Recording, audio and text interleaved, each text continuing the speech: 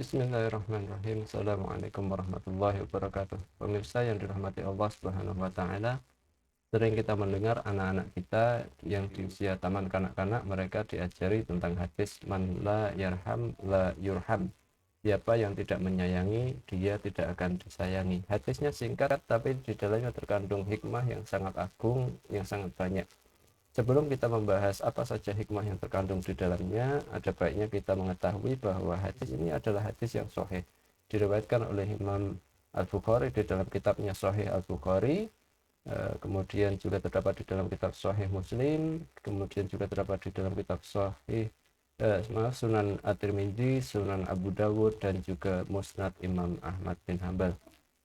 Konteks tentang hadis ini adalah bahwa suatu saat Rasulullah Shallallahu Alaihi Wasallam sedang duduk bersama sahabat Aqra' bin Habis, kemudian datang cucu beliau Al Hasan bin Ali. Kemudian Rasulullah mencium Al Hasan bin Ali, kemudian melihat hal tersebut, sahabat Aqra' bin Habis ini mengatakan, saya punya 10 anak wahai Rasulullah, tapi saya belum pernah mencium anak saya sama sekali. Rasulullah heran, kemudian Rasulullah memandangnya, kemudian mengatakan, Rasulullah bersabda, man la yarham la yurham, siapa yang tidak menyayangi, dia tidak akan disayangi. Kemudian hikmah yang terkandung di dalam hadis ini, yang pertama, seperti yang ditulis oleh Imam Ibnu Hajar Al-Asqalani di dalam kitab Fathul Bari, beliau mengatakan bahwa ciuman di sini adalah ciuman yang menunjukkan rasa kasih sayang, bukan ciuman yang didasarkan karena syahwat. Ini penting untuk diajari, disampaikan bahwa ciuman Rasulullah kepada Hasan bukan ciuman karena syahwat, tapi ciuman untuk menunjukkan kasih sayang. Ini beliau sampaikan bisa jadi karena untuk mengantisipasi pemelintiran makna hadis ini, bahwa di dalam Islam oleh orang-orang yang tidak menyukai agama Islam, bahwa hadis ini mengajarkan umatnya untuk berlaku pedofilia. Tidak, ciuman ini adalah ciuman kasih sayang, bukan ciuman karena syahwat. Kemudian yang kedua, tentang hadis ini Imam Ibnu Hajar memaknai dengan dua makna. Yang pertama berisi larangan bahwa seorang tidak boleh memberikan kasih sayang kepada orang yang memang tidak memiliki rasa kasih sayang. Misal seorang rakyat tidak boleh memberikan kasih sayang kepada pemimpin yang dolim, pemimpin tiran, misal seperti itu. Atau seorang itu tidak boleh memberikan kasih sayang, boleh berlaku ramah, tidak boleh memberikan kasih sayang kepada orang yang memang jahat, dikenal kejahatannya, perampok, pembunuh, kecuali untuk mendakwahinya. Kemudian dengan orang yang tidak memiliki rasa sayang, tidak bisa memiliki sikap penyayang, maka dia tidak berhak untuk disayangi. Ini kata beliau. Kemudian kata Imam Nawawi, anjuran ini bersifat umum, mencakup kasih sayang kepada anak-anak yang masih kecil maupun orang yang bukan anak kecil.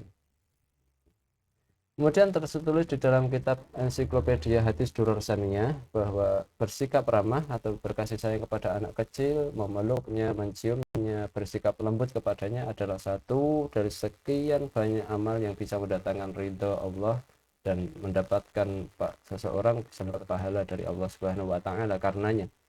Kemudian tertulis juga di dalamnya, siapa yang tidak menyayangi tidak akan disayangi, maksudnya orang yang tidak menyayangi maka dia tidak berhak untuk disayangi.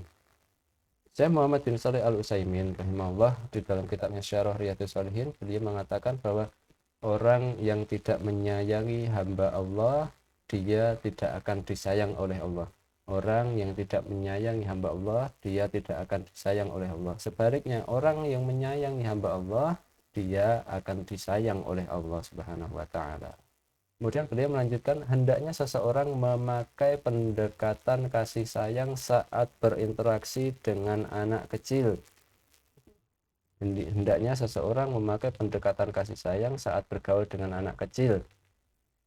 Pendekatan kasih sayang ini menegasikan sikap kasar, sikap keras terhadap anak kecil. Ini. Kemudian beliau melanjutkan, hendaknya dia mencium anaknya untuk menunjukkan sifat kasih sayang, cucu-cucunya mencium mereka sebagai tanda sayang kepada mereka, bukan karena syahwat, juga sebagai bukti bahwa dia mengikuti sunnah Rasulullah SAW. Kemudian beliau mengatakan bahwa fenomena yang terjadi pada masyarakat hari-hari ini adalah banyak manusia berperangai keras lagi kasar terhadap anak-anak mereka. Misal, beliau menyebutkan contoh, ketika mereka para orang tua itu sedang bermajelis, sedang berkumpul bersama sesama orang-orang tua, ayah misalnya. Kemudian anak-anaknya datang, dia merasa risih, merasa aneh. Jika kemudian mereka meminta anaknya, udah kamu ikut ibunya aja. Ini yang beliau singgung oleh Syekh Muhammad bin Shalih Al-Utsaimin. Mereka tidak membolehkan anak-anaknya menghadiri majelis mereka. Kemudian beliau melanjutkan memberi contoh lagi, anak-anaknya tidak boleh meminta sesuatu dari mereka.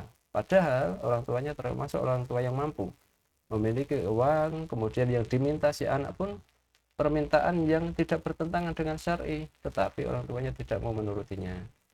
Kemudian apabila dia melihat anak-anaknya berada di keramaian, dia membentaknya. Ini salah satu sikap yang bisa menjadikan anak, mental anak menjadi down, membentak anak di hadapan orang banyak.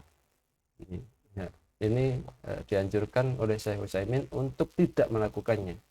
Kemudian dia melanjutkan, hal ini bertentangan dengan sunnah Rasul dan ajaran kasih sayang Rasulullah SAW. Kemudian terakhir beliau mengatakan, hendaknya seseorang menyayangi anak kecil, bersikap lemah lembut kepada anak kecil, karena ini adalah sebab yang mendatangkan rahmat dari Allah Subhanahu wa taala. Ya, pemirsa yang dirahmati Allah Subhanahu wa taala, inilah yang bisa kami sampaikan tentang penjelasan atau hikmah dari hadis man la yarham la yurham. Semoga bermanfaat. Wabillahi taufiq wal hidayah. Wassalamualaikum warahmatullahi wabarakatuh.